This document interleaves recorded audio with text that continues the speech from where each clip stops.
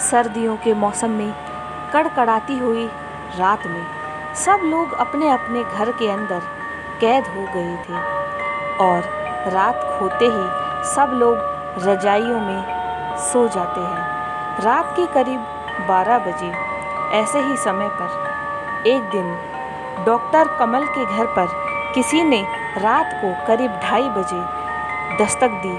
उनके घर का दरवाज़ा ज़ोर ज़ोर से खटखटाया, लेकिन वो दोनों भी गहरी नींद में सो रहे थे तो उनकी आंख नहीं खुली। लेकिन थोड़ी ही देर के बाद दरवाजे की आवाज़ काफ़ी ज़ोर से आने लगी। ऐसा लग रहा था कि कोई दरवाज़ा खटखटाते हुए बस तोड़ देगा।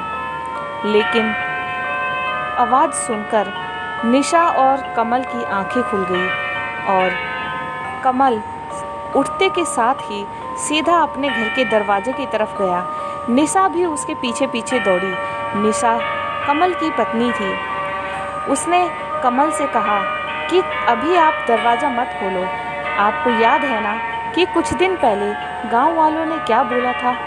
लेकिन कमल उससे कहता है कि मैं एक डॉक्टर हूँ और मेरा फ़र्ज़ बनता है कि मैं किसी भी समय पर अपने मरीज़ के लिए तैयार रहूँ उसका इलाज करने को, और हो सकता है कि कोई मरीज़ आया हो। इतना कहते ही कमल ने अपने घर का दरवाज़ा खोल दिया। दरवाज़ा खोलते ही सामने वो देखकर दोनों डर जाते हैं और देखते हैं कि सामने एक भयानक चेहरे वाली एक बहुत ही बूढ़ी औरत खड़ी हुई है और उसके हाथ में एक कटोरी है। ये देखकर कमल उससे कहता है कि अम्मा, आपको कुछ चाहिए? आप यहाँ पर क्यों आई हैं? इतना सुनते ही वो बूढ़ी औरत बोलने लगती है बड़ी ही अजीब सी आवाज़ में कि मुझे शक्कर दे दो, मुझे शक्कर चाहिए। ये सुनकर निशा घबरा जाती है और बोलती है कि आपको इस समय शक्कर किस लिए चाहिए और आप अभी घर जाइए। लेकिन इसके जवाब में वो बूढ़ी औरत कुछ नहीं बोलती और फिर से सिर्फ एक ही बात कहती है कि मुझे शक्कर चाहिए, मुझे शक्कर दो। इस पर निशा कमल से कहती है कि हो सकता है ये शायद कोई पागल औरत है और इसीलिए ये इस समय यहाँ आ गई है और अभी तुम अपने घर का दरवाज़ा बंद कर दो। निशा जल्दी से अपने घर का दरवाज़ा बंद कर देती है और जैसे ही वो दोनों दोबारा से सोने के लिए अपने कमरे में जाने लगते हैं, तभी उन दोनों को अपने ही घर के अंदर से उस औरत की बहुत ही भयानक चिल्लाने की आवाज़ आती है। ऐसा लगता है कि बस कान को चीर डालेगी ये आवाज़। फिर थोड़ी देर के बाद वो आवाज़ बंद हो जाती है। आवाज़ तो बंद हो जाती है, लेकिन दरवाज़ा खटखटाने की आवाज़ फिर से शुरू हो जाती है और फिर से वो दोनों दरवाजे की तरफ जाते हैं और इस बार दरवाज़ा अपने आप खुल जाता है और सामने वही औरत खड़ी होती है। फिर वो दोबारा उनसे कहती है कि मुझे शक्कर दो, वरना तुम और ये सारा गांव तबाह हो जाएगा, शमशान बन जाएगा ये पूरा गांव। लेकिन निशा और कमल उस औरत से कुछ नहीं कह पाते क्योंकि वो बहुत बुरी तरह से डर चुके होते हैं।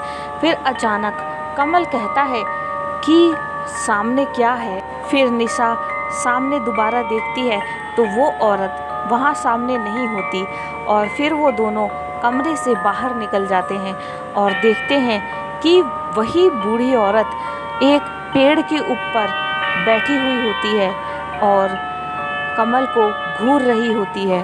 फिर वो कमल को देखकर उनके घर के बाहर पड़े हुए एक भारी से टेबल को देखती है और जैसे ही वो टेबल को देखती है, टेबल कई टुकड़ों में बट जाता है, यानी कि उसकी लंबी लंबी लकड़ियां हो जाती हैं और फिर वो इशारे से उस टेबल की लकड़ियों से कमल के ऊपर हमला कर देती है।